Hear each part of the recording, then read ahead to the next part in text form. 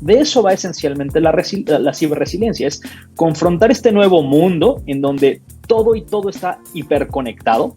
Y tenemos estos grandes retos de ciberseguridad donde no solo vamos a tener que lidiar con ataques, sino con ciberhigiene, el hecho de cómo manejamos nuestra información personal e identificable, cómo manejamos el hecho de divulgar nuestra información, cómo accedemos a nuestros dispositivos, cómo, ya lo veremos después, pero cómo vemos ese acceso a los dispositivos en temas de contraseñas. El mundo es ya de contraseñas, ha dejado de ser de contraseñas. Bueno, todo eso forma parte de la ciberresiliencia y creo que es un tema muy, muy interesante que tocar, sobre todo por cómo se puede abordar en el negocio.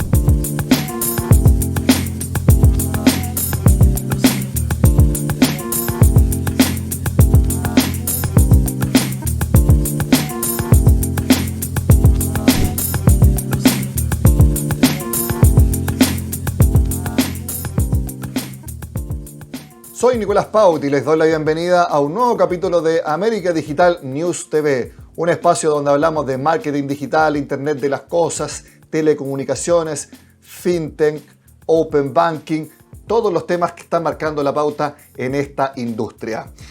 Quiero recordarles que este 7 y 8 de septiembre tendremos nuestro Congreso para Latinoamérica.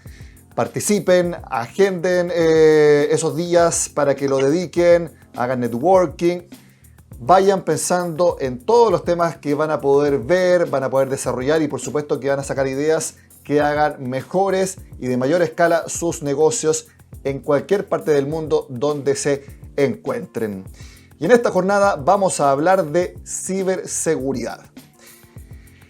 Por eso yo quiero presentar a una persona que lleva más de 13 años ligado a la tecnología en distintas empresas. Actualmente él está en Cisco y vamos a hablar no solamente de ciberseguridad, sino que también de la ciberresiliencia, un concepto que hay que empezar a adoptar como propio. Quiero presentar a Yair Lelis, que es el líder de ventas de ciberseguridad para toda la región. Yair, muchas gracias por estar con nosotros en América Digital.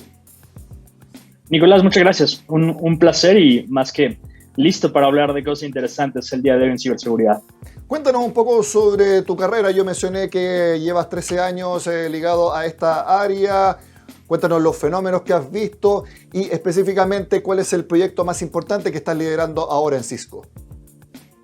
Claro, con gusto. Bueno, ya me quitaste un poco de edad, lo cual me parece fantástico, pero no, llevo más de 20 años en la industria y más de 15 haciendo ciberseguridad. Entonces, bueno, somos un poco veteranos en este sentido. Y hoy es mi responsabilidad, dirijo la estrategia de ciberseguridad para Cisco en México y con ella el negocio de ciberseguridad.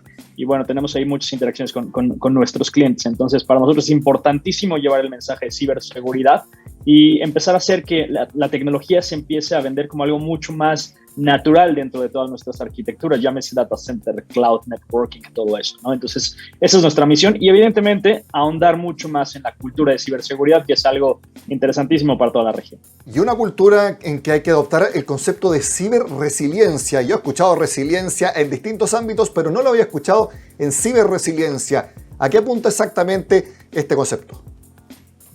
Correcto. Y es muy interesante cómo ahora está, si lo podemos decir así, muy de moda, es un trending topic, la ciberresiliencia. ¿De qué va todo esto? Bueno, finalmente hemos visto, a partir de lo que ha sucedido con la pandemia, que la superficie de ataque, el hecho de que cada vez haya más conexiones, el hecho de que cada vez haya menos límites, ya no hay un perímetro como lo veíamos antes, el hecho de que el negocio opere con todos sus ecosistemas interconectados, muchas más, como decía, billones y billones de conexiones, todo el mundo conectándose, muchos dispositivos conectándose, nuestras aplicaciones interconectándose y sobre todo el hecho de que el patrón de trabajo hoy se ha ido cambiando de hacer desde la pandemia, estar remoto a hoy tener un trabajo híbrido. Bueno, todo eso ha hecho que tengamos que pensar en que un ciberataque es inminente en cualquier punto, ¿no? Pero si eso es inminente y eso es algo que va a suceder, entonces, ¿cómo hacer para emerger mucho más fuerte después de uno de estos ataques? De eso va esencialmente la ciberresiliencia, es confrontar este nuevo mundo en donde todo y todo está hiperconectado Y tenemos estos grandes retos de ciberseguridad donde no solo vamos a tener que lidiar con ataques, sino con ciberhigiene, el hecho de cómo manejamos nuestra información personal e identificable, cómo manejamos el hecho de divulgar nuestra información, cómo accedemos a nuestros dispositivos, cómo, ya lo veremos después, pero cómo vemos ese acceso a los dispositivos en temas de contraseñas. El mundo es ya de contraseñas, ha dejado de ser de contraseñas. Bueno, todo eso forma parte de la ciberresiliencia y creo que es un tema muy, muy interesante que tocar, sobre todo por cómo se puede abordar en el negocio. Y es un concepto que sirve para catalogar el nivel de ciberseguridad de las organizaciones. Por ejemplo, algunos que ustedes vean y les pueden decir, ¿sabe qué? No eres muy ciberresiliente. En cambio, otros que sí. Es como para situarse en un punto de la ciberseguridad que pueda servir de referencia para los clientes. Correcto. Eso es esencialmente lo que se busca al final. ¿Por qué lo digo al final? Porque antes viene un proceso de crear algo que se llama EISP, que es el Enterprise Information Security Platform, o Program, perdón. Entonces, este programa de información, de seguridad de la información y de ciberseguridad que debe tener cualquier empresa, bueno, pues tiene diferentes puntos, ¿no? Hay que hacer un assessment de riesgos. Ese riesgo te va a dar visibilidad de cómo está la red, cómo están las aplicaciones, cómo están los dispositivos, cómo está la gente, la cultura, muchas aristas que tiene este documento. Pero al final, digamos que la consecuencia básica de tener este documento, de tener estos procesos y de saber en qué nivel de riesgo se encuentra cada compañía, nos va a dar la oportunidad de hacer un mejor planning, hacer hacia adelante una planeación que nos permita, cuando suceda ese incidente, saber cómo reaccionar. Y sobre todo jugar con dos conceptos: el tiempo de detección ante uno de estos incidentes y sobre todo el tiempo de remediación. ¿Cuánto tiempo? Y con eso juega la ciberresiliencia. ¿En cuánto tiempo voy a regresar al negocio, a la normalidad, a operar como debería operar, en tanto me pasó algún ataque, ¿no? Tuve que afrontar alguno de estos ataques? Es interesante lo que tú mencionas porque das por hecho que te van a atacar, te van a querer atacar. No es que puedas probablemente o posiblemente ser víctima de un ataque, sino que lo vas a hacer. Entonces hay que anticiparse, desarrollar escenarios, desarrollar respuestas. Correcto. Y esto tiene que ver mucho con el factor más débil en términos de la cadena de ciberseguridad, que es el factor humano. Somos muy susceptibles a ser engañados, a ser vulnerados, porque bueno, eso es parte de nuestra propia naturaleza humana.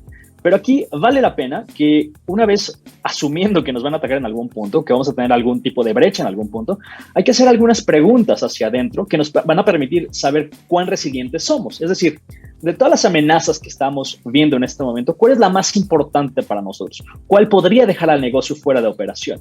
¿Tenemos la visibilidad suficiente para detectarlas? ¿Qué tan expuestos estamos directa e indirectamente a este ciberriesgo? ¿Hay un riesgo alto de que seamos impactados? ¿Ese riesgo es alto y probable? Bueno, entonces tenemos que hacer algo. Y sobre todo, si somos vulnerados, si hay una brecha de seguridad, ¿cuán rápido nos tenemos que recuperar? ¿O sabemos cuán rápido nos podemos recuperar? O sea, hay un tiempo medido y establecido que nos podemos recuperar. ¿Y cuán rápido y cuán medible podría ser ese progreso, ¿no? Si ya nos pasó una vez, la siguiente vez estamos mejorando. Bueno, todas esas preguntas son las que hacen que un negocio pueda saber qué tan resiliente es, o de verdad si es resiliente, o si no tenemos la respuesta a ninguna de ellas, bueno, tenemos que empezar por algún punto, ¿no? Pero eso es lo que nos empieza a acercar a ese modelo de aceptar primero qué va a pasar y después de dejar de vivir en esta, a veces, cibernegación. Bueno, ¿cómo lo podemos resolver? ¿Y tienes algún diagnóstico general? No te pido nada detallado, pero una foto general de cómo está la ciberresiliencia, ¿o crees que todavía están en un proceso de análisis? Yo creo que ha habido pasos grandes en términos de ser ciberresilientes. Lo primero que hay que hacer y lo primero que hemos visto es, como te decía, a veces es un mea culpa, ¿no? De qué es lo que no estamos haciendo tan bien para después hacerlo un poco mejor. Entonces, hay un estudio, y te lo puedo compartir. Hay un estudio del Banco Interamericano de Desarrollo en conjunto con la OEA, estableciendo que para las Américas, para nuestras Américas, hay una brecha o una falta de 600,000 profesionales de la seguridad de la información, ¿no? De la ciberseguridad. Entonces, que son cosas distintas. Pero bueno, 600,000 profesionales faltan para estar como a la par de lo que está sucediendo, del mercado, de las amenazas, de todo esto. Bueno, entonces, para empezar, el hecho de que haya muchísima demanda de talento, de este talento que falta, y que todos tengamos la necesidad de crear más talento, de generar este talento, bueno, nos hace al menos aceptar y empezar a cerrar esa brecha. Y después, lo que hoy estamos viendo es que cada vez más los negocios están tomando ciberseguridad y seguridad de la información como una parte fundamental de su estrategia de negocio. Ya no es algo que dependa solamente de las tecnologías de la información. Ya es algo que depende directamente de las finanzas del negocio, porque esas son las que se van a ver afectadas. Entonces, estamos viendo este cambio hacia ese punto, hacia ese panorama, y eso creo que nos hace pensar que la ciberresiliencia es algo que se puede empezar a alcanzar, ¿no? de mayor o menor forma que el año pasado y que el año anterior. Pero algo importante es entender que esto es una jornada larga, ¿no? Y que el progreso va a depender de cada evaluación que hagamos del riesgo. Nunca va a haber un riesgo cero, evidentemente. Como muchas empresas están adoptando el trabajo híbrido en distintos porcentajes, por así decirlo. Una empresa, el 80% de los trabajadores en oficina y 20% en casa. 50 y 50. Todas las empresas en el mundo están adaptándose porque ya ninguna va a volver 100% a la oficina, ni tampoco alguna va a ser 100% desde la casa o desde afuera. Todo hay que encontrar el equilibrio. Los extremos al final nunca son recomendables. ¿Crees que la ciberresiliencia se puede adjudicar o puede darse más en las oficinas, en lugares que están más diseñados para tener distintos soportes, que por ejemplo desde su casa quizás el trabajo híbrido es un costo que hay que asumir, el que quizás sea menos ciberresiliente que solamente desde la oficina? Creo que lo interesante de este mundo híbrido en el que nos encontramos es que hoy no solo depende, y eso hay que tenerlo muy claro, no solo depende de las políticas de cada corporación, de cada negocio. La ciberresiliencia empieza con nuestra propia ciberhigiene, ¿no? O sea, es decir, ¿qué tanto nosotros somos higiénicos al acceder a nuestros recursos en la nube, al hacer el trabajo cotidiano? ¿Qué tanto proteges tu información personal y la de la empresa? Porque te conectas por todos lados, ¿no? Y de repente no sabes si esa conexión es segura. Ok, si te tienes que conectar por azares del destino, estás de vacaciones o estás en algún otro lugar y tienes que conectar, entonces, ¿cuáles son las medidas de precaución y de seguridad que estamos siguiendo? Ahí empieza la ciberresiliencia, o sea, siendo nosotros mucho más higiénicos, ¿no? Y como vemos, hay una cantidad de información personal fluyendo allá afuera. Entonces, no importa cuán fuerte sea una política del negocio, tratando de conservar la ciberresiliencia, si el último eslabón no lo es, entonces ahí tenemos un problema. Es un gran reto.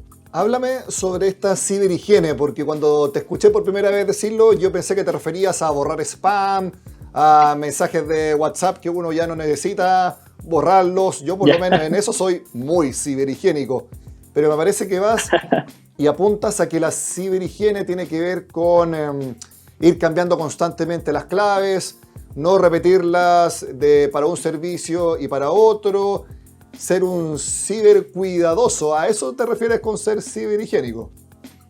Justamente por ahí va, Nicolás. El punto es, ¿cuántos de nosotros tenemos la misma contraseña para todos nuestros servicios? ¿Cuánto decimos, bueno, no importa, usa el de Facebook, ¿no? Usa el de, no sé, el de LinkedIn o el que quieras, o las de Google. Ok. Y ya pensaste si esa contraseña es vulnerable o ha sido vulnerada en alguna de las brechas. Bueno, hay un sitio en particular que te puede permitir saber si alguna de tus contraseñas ha sido vulnerada. Ese no es el punto, sino, ok, ¿qué vamos a hacer para corregirlo? Si solo dependemos de una contraseña, estamos bastante expuestos a nosotros y el negocio. Entonces, el tener, por ejemplo, un administrador de contraseñas es una medida muy sencilla, gratis incluso, que puede empezar a cerrar esta brecha, que puede empezar a hacernos mucho más ciberhigiénicos. Este administrador de contraseñas que te vaya generando de forma aleatoria todas las contraseñas que tú necesites, que estén guardadas en una bóveda, y que cada que necesites usarla, solamente invoques a este administrador para que lo llene o para que te lo diga, ¿no? Entonces, eso es algo que tenemos que empezar a hacer, porque finalmente las contraseñas son algo que empieza a estar en desuso, pero que tradicionalmente el mundo depende de ellas, ¿no? Eso es la primera. Y después, otras medidas para ser ciberhigiénicos. ¿Cuánta información compartimos en nuestras redes sociales si tenemos, ¿no? ¿Cuánta información sobre nosotros, quiénes somos? ¿Cómo yo sé, por ejemplo, si buscara a cualquier persona, incluso a ti, Nicolás, te buscara en redes sociales o en LinkedIn, cuánta información podría obtener de ti? Y si sé la suficiente información de ti, O sea, podría generar un ataque dirigido a ti para que con algún link tú puedas darle clic a ese link porque es algo que te llama la atención, algo que está súper perfilado para ti, ¿no? A eso me voy refiriendo con la ciberhigiene. Es solo la primera capa del iceberg. Sí, hace poco yo escuché un ejemplo de que cuando uno ocupa su laptop personal o su teléfono personal y uno deja la contraseña guardada para que cada vez que uno ingresa a una aplicación no te pida la contraseña y evitar esos pasos, si uno navega por internet y entra a una casa comercial a cotizar algún producto, el hecho de que ya hayamos ingresado nuestra contraseña hace que se haga incluso un ruteo, y cuando uno se pregunta, ¿cómo, por ejemplo, en Instagram saben que yo estuve cotizando un televisor? Bueno, ahí está la razón.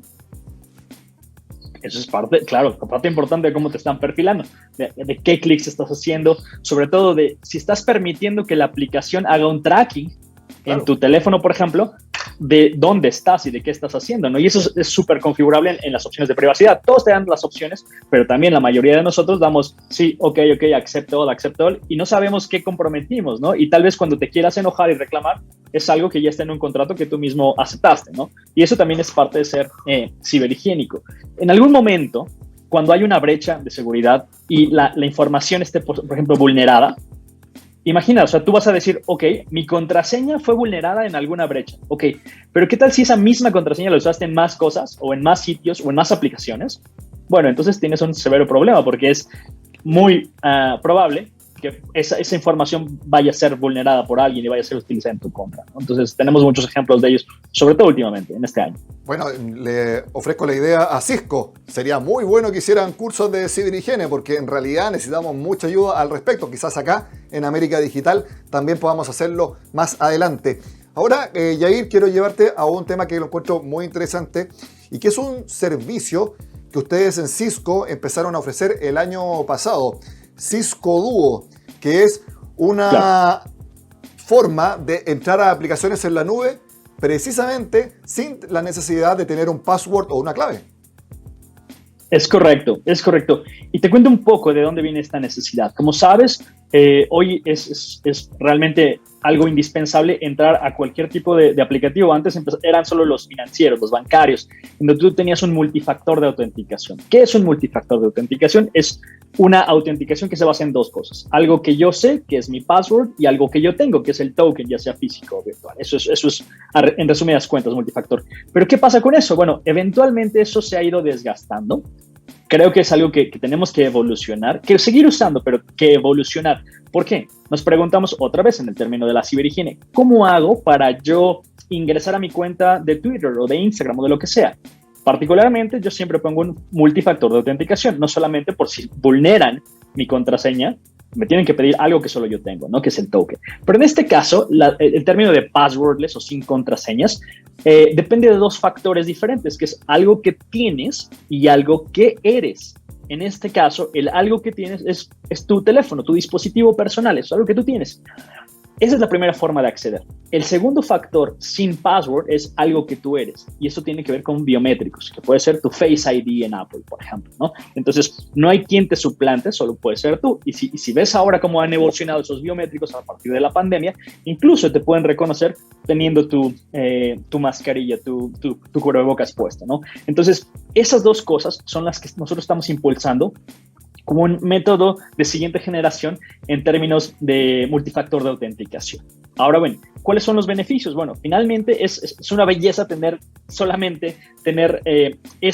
que levantar tu teléfono y en automático, que realmente por atrás no está en automático, solamente tener que hacer eso para acceder a tu información, a tus servicios, a tus aplicativos, ¿no? Entonces, estos dos factores en un solo gesto, en una sola acción, pueden darte el acceso seguro donde tú necesites. Esta es la base que nosotros estamos viendo para que realmente una compañía empiece a ser no solamente ciberresiliente, sino que se empiece a acercar a este concepto que se llama Zero Trust, sin confianza. Es decir, de entrada, yo no confío en nada y nadie a menos que me demuestres que eres tú quien dice ser, con el dispositivo autorizado y con los requerimientos adecuados para entrar a la organización. Entonces, a grandes rasgos, eso es el passwordless. Nicolás. Sí, muy interesante. Y lo que tú mencionabas, que hay que tener multifactores de comprobación. Y eso también puede aplicarse a passwordless. Por ejemplo, como yo estoy ahora un poco resfriado, estoy algo más ronco, puede ser que la configuración no reconozca mi voz de acuerdo a la grabación que hice al configurarla. O bien, si por alguna razón tengo la huella de mi dedo manchada por algo, puede que tampoco la reconozca cuando yo la aplique. O bien, un día que yo no me afeite y tenga mucha barba, pero no fue la misma foto que yo usé cuando empecé. Entonces, también hay distintas razones para que esta tecnología que ustedes están aplicando también se combine de distintas maneras, por si una manera de comprobar falla, para que tengamos otra.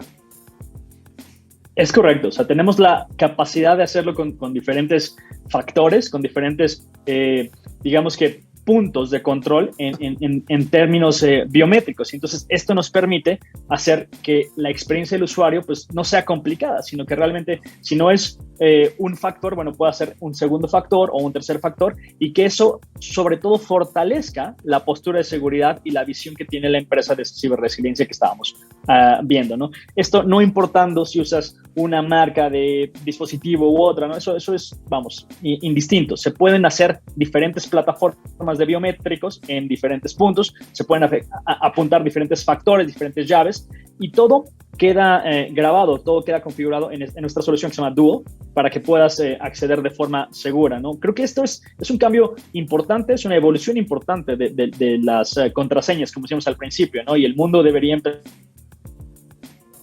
a controlar mejor sus contraseñas y también a migrar a otros modelos como este. Algo muy importante que yo estuve viendo es que empresas gastan mucho dinero en plataformas para recuperación de contraseñas. Vi algunos informes que hablaban de incluso $30 por cada vez que el cliente pide que se recupere la contraseña. Ese nivel de gasto multiplicado por todas las personas es enorme para las empresas. No, y no solo el gasto, o sea, hay mucha parte, digamos que de las mesas de ayuda metidas y centradas en esta carga, ¿no? Administrativa, carga de recursos relacionada a la ayuda de los passwords, a la recuperación de los passwords, al manejo de passwords. Entonces, imagina en un mundo ideal en el que quitamos todas estas horas, la cantidad de horas que sean, de esta gente que administra las contraseñas o que hace las veces de IT y de administradores, y le quitamos toda esta carga y más bien la transferimos a que trabajen en temas de seguridad o en otros temas de la compañía relacionados a sistemas o relacionados al IT de la compañía. Obviamente estamos liberando, estamos optimizando recursos y claro, si el usuario obtiene una experiencia súper suave y digamos que indolora para ellos cada que acceden a sus aplicativos, bueno, pues es un beneficio adicional, por supuesto. Sí, de hecho, yo también busqué información que señalaba que The Gartner Group, que entre 20 y hasta 50% de todas las solicitudes a los equipos de TI son para recuperar contraseñas. Es realmente enorme, no solamente el gasto, sino la capacidad que se destina a solucionar estos problemas, que en realidad pueden ser, como la solución que ustedes ofrecen, muy fáciles de poder solucionar, valga la redundancia. Totalmente. Y si te das cuenta, hay algo muy interesante en lo que acabas de decir. Se gasta tanto tiempo porque realmente la compañía pone ciertas reglas para crear una contraseña, que si tantas mayúsculas, minúsculas, caracteres especiales, tanto, ¿no? Pero al usuario se le hace un poco intrusivo eso, entonces, y tener que cambiarla cada 3 meses, eso provoca las grandes filas o de tickets que estamos comentando. Pero ¿qué pasa con el usuario en su casa? Regresamos a ese punto, o en sus dispositivos. Entonces, en sus dispositivos pone el nombre de su perro, 1, 2, 3, asterisco, siempre, ¿no? O el nombre de lo que tú quieras, 1, 2, 3, asterisco, o lo que sea. O sea, vamos, si eso lo pudiéramos extender, y por eso es tanto el problema de las contraseñas personales, creo que eso resolvería gran parte del problema, no solamente administrativamente, ¿no? Sino nos llevaría a un mejor manejo de nuestra propia información. Estuve leyendo también que parte de esta tecnología habla de la criptografía asimétrica, que el almacenaje de estas posibilidades para passwordless están en los dispositivos y no en un búnker físico en algún lugar. ¿Es así? ¿El correcto lo que leí? Sí, es correcto. Entonces, o sea, hay diferentes algoritmos de encripción, de criptografía, en donde finalmente lo que nosotros garantizamos es que solamente se haga como un handshake con la nube, en donde la nube sea, y porque todo está ya guardado en nuestros aplicativos, el cliente vaya a la nube, autentique con estos algoritmos que realmente garantizan que tu información está cifrada sobre ese canal y que no tengamos ningún tipo de ataque como se llama man in the middle, ¿no? Que nadie se ponga a escuchar tu contraseña en medio de tu dispositivo y la nube y pueda también ser vulnerada. Entonces, finalmente eso también es un punto a nuestro favor o punto a favor de estas tecnologías para poder garantizar la seguridad de estas transacciones, de esta información. Ya prácticamente un año del lanzamiento de Cisco Duo, ¿cómo es la evaluación que hacen, la respuesta de los clientes, el desarrollo mismo del servicio? Creo que es interesantísimo que la adopción ha ido, pero vamos, en una curva logarítmica, ¿no? O sea, es exponencial lo que hemos tenido como de adopción y sobre todo de aceptación del producto. Y no solo porque sea como algo de la siguiente generación, algo que te permita hacerlo más fácil, como habíamos dicho, ¿no?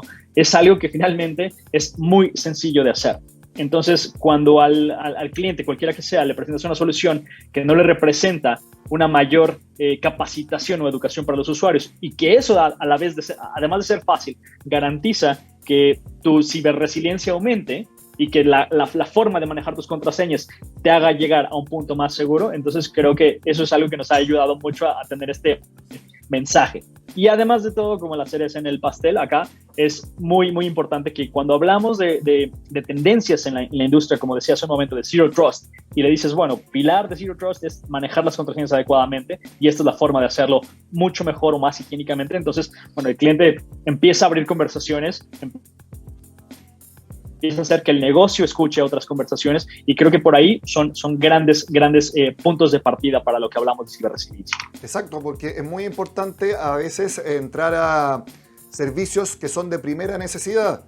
Y si uno no puede entrar porque se le olvidó la contraseña que tú mencionabas, que tiene que tener mayúscula, que tiene que tener minúscula, símbolo, 8 caracteres, la mitad de ellos números, el resto letras, no se puede repetir el de los últimos 4 que escogiste, entonces obviamente uno se lo olvida.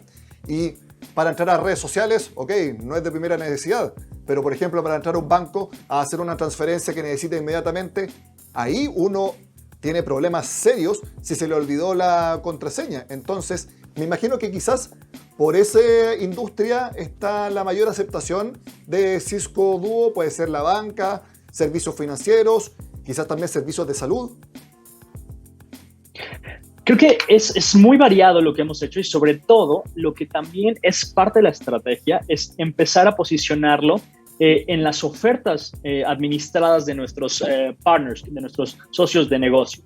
Entonces, lo que empezamos a hacer es decir, bueno, nosotros administramos toda tu plataforma de seguridad, pero el inicio de toda plataforma de seguridad tiene que ver con cómo autenticas al usuario, ¿no? Y después cómo va saliendo a Internet y todo eso. Entonces, hemos visto este crecimiento en las sesiones administradas, en los programas de seguridad administrada de nuestros partners, sobre todo de los proveedores de servicio, de los service providers, y también es interesantísimo cómo el mercado medio, el mid-market, ha crecido mucho con esta solución. Entonces, de repente es interesante ver cómo muchas de estas empresas en donde no tienen un gran equipo de seguridad, y me refiero a un SOC, administrando con 30 o 40 personas, no todos son ese tipo de empresas, sino empresas mucho más pequeñas, con equipos mucho más reducidos, adoptan la tecnología porque finalmente no requieres una especialidad enorme para administrarlo, para desplegarla. Entonces, esa facilidad también nos permite crecer y exponencialmente en estos mercados, lo cual nos tiene bastante satisfechos con la adopción del producto. Ustedes en Cisco desarrollaron Cisco Webex, que también ha crecido exponencialmente por la pandemia. También se requieren estas autentificaciones de mayor calidad para unirse a una plataforma online de conexión, porque todos sabemos que uno se puede meter a cualquier plataforma y simplemente desconectar la cámara y sale un nombre. Uno tampoco es infalible, que pueda ser otra persona la que se conecte. Por ejemplo, en Cisco Webex, ¿también están aplicando estas tecnologías? Correcto. Internamente en Cisco hemos desplegado Duo como parte fundamental para entrar a cualquier recurso. O sea, cuando tú te reconectas, constantemente hay una verificación. Si abres tu Webex, bueno, Webex lo que hace es autenticar constantemente quién eres. Imaginemos que empiezas el día con tu primer Webex, te autentica, pero expira ese timer. Entonces, en 12 horas, en 24 horas, lo que cada quien defina, te vuelve a reautenticar para reconfirmar que sigue siendo Nicolás que se está conectando al Webex del día, ¿no? Para eso y para aplicaciones como el correo electrónico, como cualquier tipo de aplicación interna en Cisco, tenemos Duo justamente en esta versión que comentamos para garantizar que, seamos mucho más seguros e higiénicos en el manejo de la información de nuestros clientes, sobre todo. Ha sido tan entretenida la conversación que el tiempo se ha ido volando. Nos queda tiempo para última pregunta y quiero preguntarte, cuéntanos de los nuevos proyectos de Cisco o si tienen algún servicio que estén pronto a lanzar y que nos pueda adelantar ahora. Claro, me parece importante lo siguiente, o sea, vamos a hacer algunos anuncios ahora en RCA, que se viene ahora en junio, pero lo más interesante es cómo nuestra plataforma que se llama SecureX, esta plataforma cada vez tiene muchos más partners de ecosistema. Entonces, lo que nos permite es, antes en lugar de tener 15 plataformas de administración, hoy Cisco SecureX lo que hace es que cualquiera de nuestros productos, incluso con productos de terceros, se pueden integrar a esa misma plataforma, puedes ver todo en una misma pantalla y cada vez más es sencillo programar una tarea para que si llega ese correo malicioso, lo puede detectar y automáticamente sin que el usuario tenga que hacer nada, se borre y el usuario ni siquiera llega a hacer la adición del link o del mensaje, entonces evitamos ese clic, ¿no? Ese último clic que siempre nos da problemas. Esta plataforma, SecureX, está creciendo, vienen noticias interesantes ahora en RCA, pero por ahí estamos viendo. Nuestra clave ahora es la integración y la ciberresiliencia, Nicolás. Yair Lelis, líder regional de ventas en ciberseguridad para Cisco, ha sido fantástico conversar contigo, te mando un abrazo digital. Un placer, igualmente por allá, Nicolás. Como siempre, acá tenemos muy interesantes conversaciones como la de hoy, que fue ciberseguridad y nuevos conceptos como ciberresiliencia y también ciberhigiene. Ese a mí no se me va a olvidar. Siempre, amigos, les recuerdo que pueden seguirnos en nuestras redes sociales. Estamos en YouTube, en Twitter, también nos pueden escuchar en Spotify todas estas entrevistas, incluso también las que posteamos en LinkedIn. Y también se pueden suscribir a nuestro newsletter semanal. Soy Nicolás Paut y este ha sido un nuevo capítulo de América Digital News TV.